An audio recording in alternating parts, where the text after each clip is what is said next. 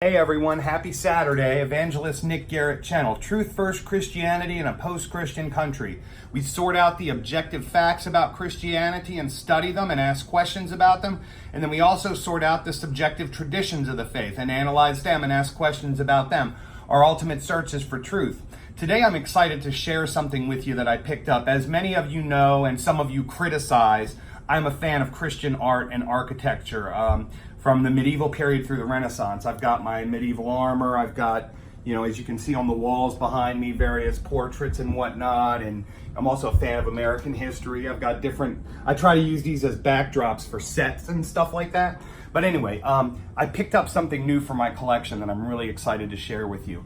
It's a collection of 3 books called The Life of Jesus Christ, The Life of Our Lord Jesus Christ.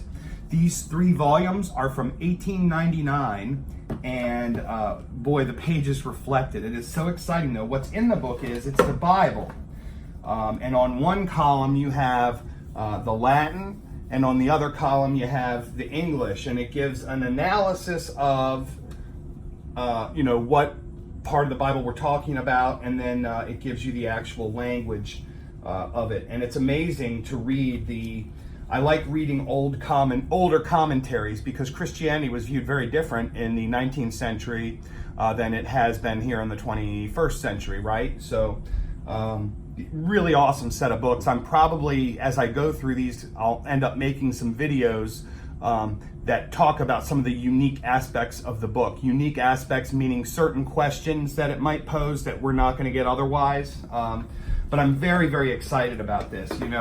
I'm having a blast looking through them and looking at the Latin. I've never read Latin or tried to read Latin, but I guess since our language is based on it, it is easy to kind of recognize a lot of the words. So I'm going, maybe I could, maybe I could take a stab at some of this. And so what I'd like to do, like we've done with Hebrew, look at the alphabet and the various roots for the Latin languages and see if we can find word meanings, right? Because we find interesting connections between a word, its original meaning, and its evolution over time. That's one of the things we ask questions about. So anyway, these books are great. So there's 3 volumes. It covers basically the 4 Gospels. That's what it gives, is the 4 Gospels. And it doesn't give details too much outside of the Gospels. So the newer ideas, the newer Gnostic ideas about, like missing time, Jesus having been in India and studying under other people, these alleged documents from different monasteries in the East. It doesn't get into all that. It's pretty straightforward, just biblical gospel stuff. So anyway, wanted to also remind everybody and let you know if you're new about some different products you can get. I don't ask for money for my ministry because for me, it's against my principles. But I do ask people to purchase the material that I write. I sell books on Amazon. I have an author page, amazon.com/author/nicholasdgarrett. I've written 4 books. The 5th one is almost done. And the 4th one will be in a 2nd edition. I want to give you a brief history about how that happened. I've always loved writing. I started out in music. I wrote songs, and I had a hit single on the radio in 2004. I have a couple, boxes of VCDs left. It's a hit single called Cold. I do have it on a video up on my BitChute channel, bitchute.com/EvangelistNickG. It's a past life. It's not Christian rock. It's just rock music, like radio rock.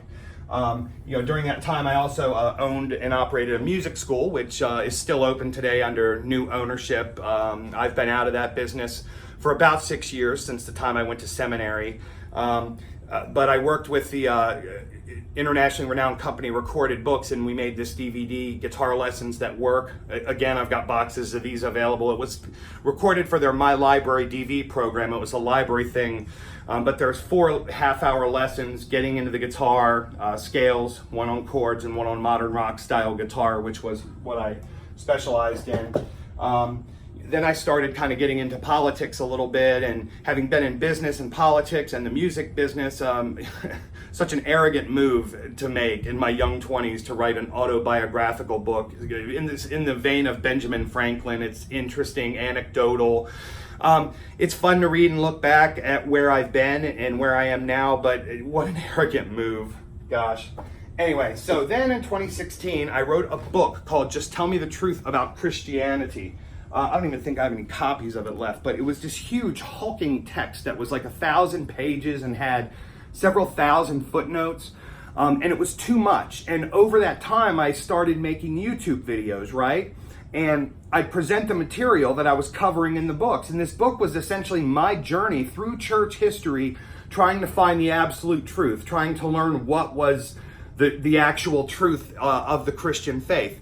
And over time, what evolved was Truth First Christianity. And what I mean by that is we essentially learned about the differences between objective truth and subjective truth, right? Denominations are subjective truth.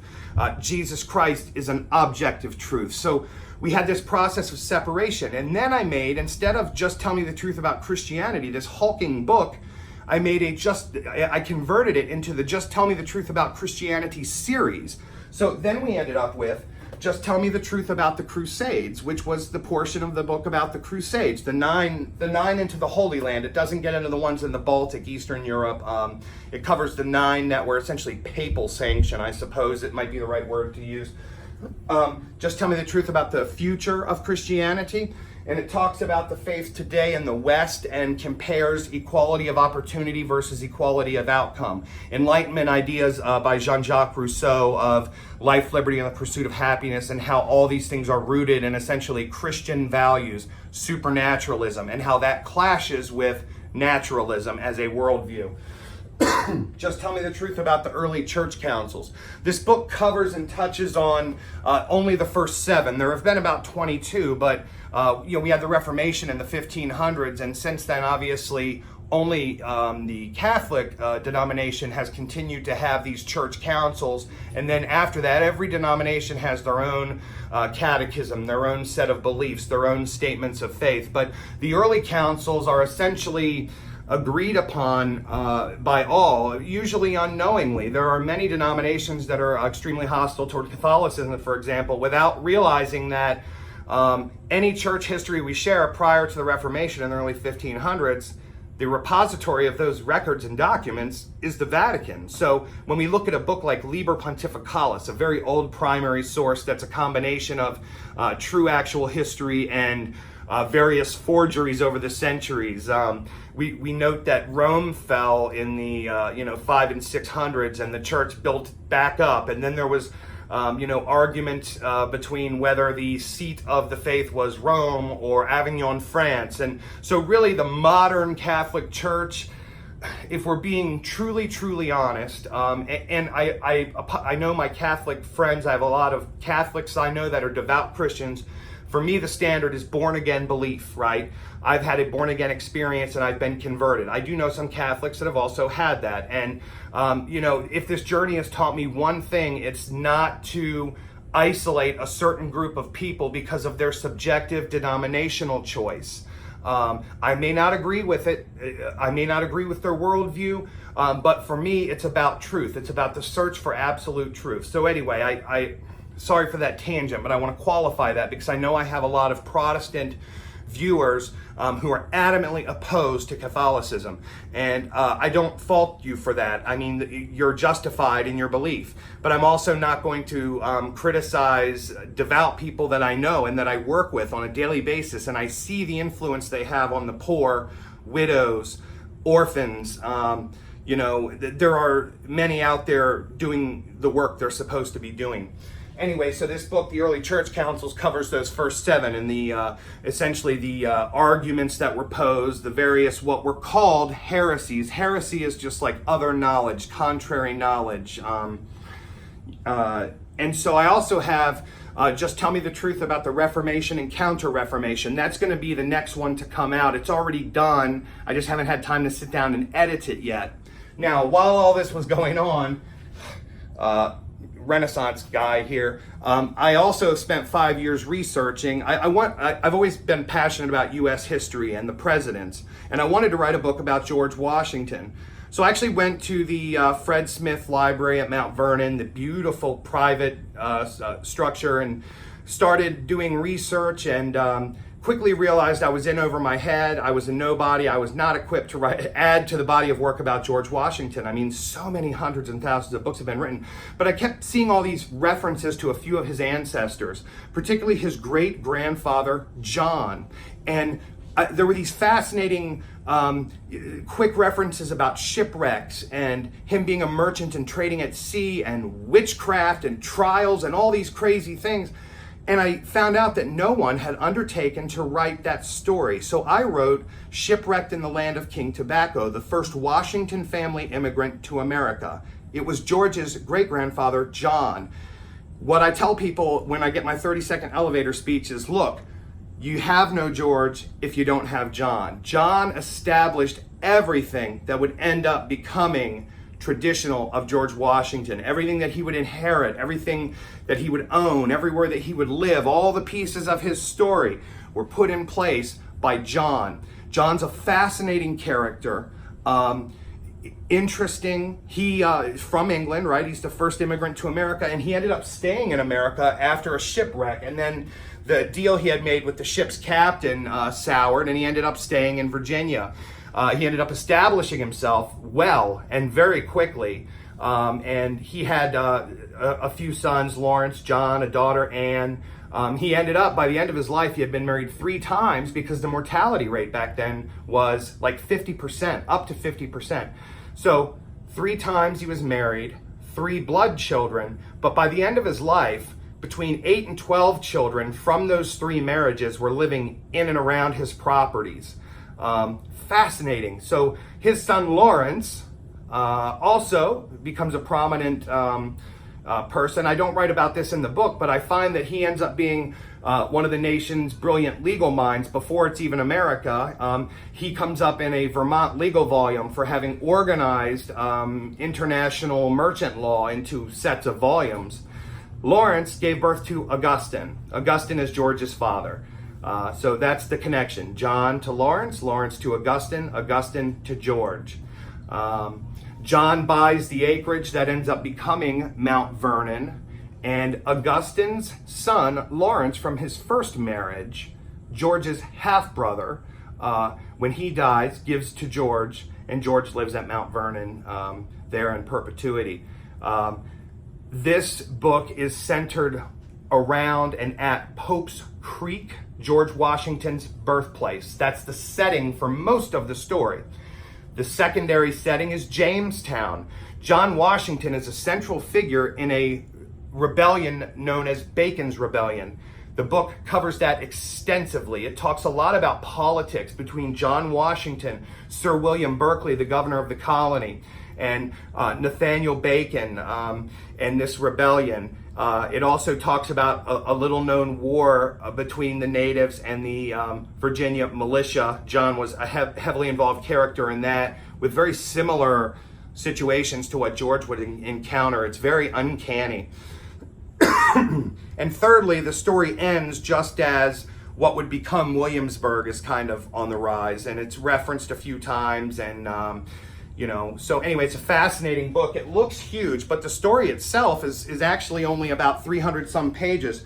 The whole second part of this book is a complex bibliography, because I realize I'm kind of a nobody and I'm an outsider, and I want future Washington researchers, the pros, to be able to take my book and build on it and write others and, establish whatever they're going to establish. So all of these books are available at amazon.com/author/nicholasdgarrett. I cover the material that I write about and that I continue to write about on my YouTube channel, the one you're watching right now. I also upload every video I put here to BitChute. For the time being, I'm going to continue doing that. It could be that eventually I migrate solely to BitChute. I'm learning technology as I go. I'm kind of a first-generation internet guy. I'm 39, so I remember when Prodigy came out and it was dial-up, and so I've learned as it's come along. The younger generation is definitely much more tech-savvy, so I have to learn how to embed codes, and I think I'm pretty good at producing videos. On my channel, you'll find that I put out 5 or 6 videos a week. Some of them are produced material, like about a certain subject. And I use Ken Burns style moving pictures and narration. And then I also do a once weekly podcast about a subject where we talk through ideas from a philosophical aspect. They're not designed to necessarily make conclusions, but to give us questions to consider about the faith. We just did podcast 11. Podcast 11 was about supernaturalism versus naturalism, and the evidence that supernaturalism is much closer to objective truth than naturalism is. It's a very interesting discussion. So anyway, I just wanted to put out this video, kind of personal, tell you what I'm about, why I'm here, what I'm doing, what my channel's about. I do 9 months of the year. My full-time work is writing books, lecturing. I do itinerant preaching, evangelism, which is, a church will call or, write and offer to have me come in and preach at their church on a given Sunday when the minister's out on vacation or something like that. And I'll usually preach on a subject matter,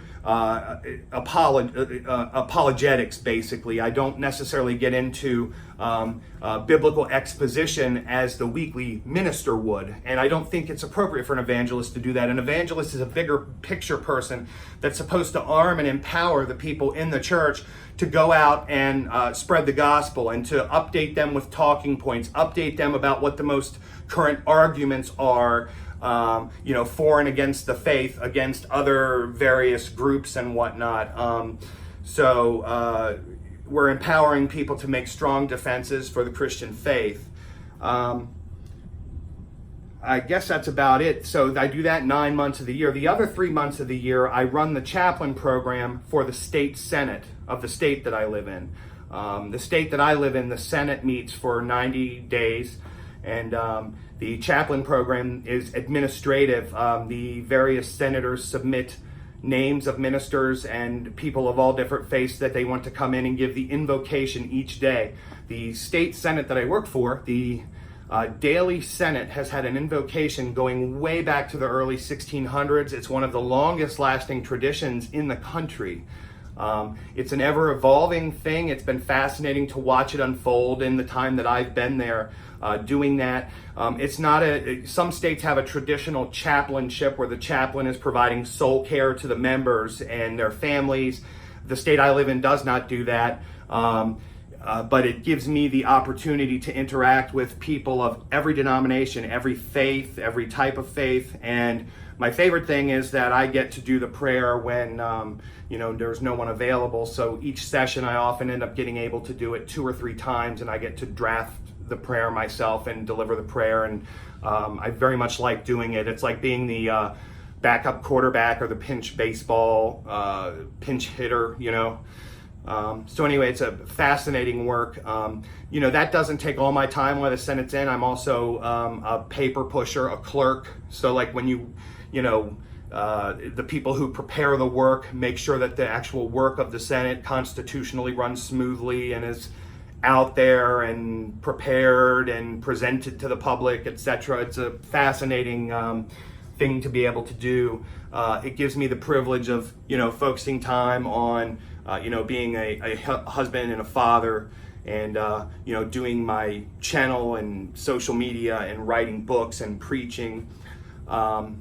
Anyway, I just wanted to make this personal video to introduce myself to people who might be subscribed to my channel but don't know what this is all about and why we're here. And So anyway, have a good one, and I will talk to you all later.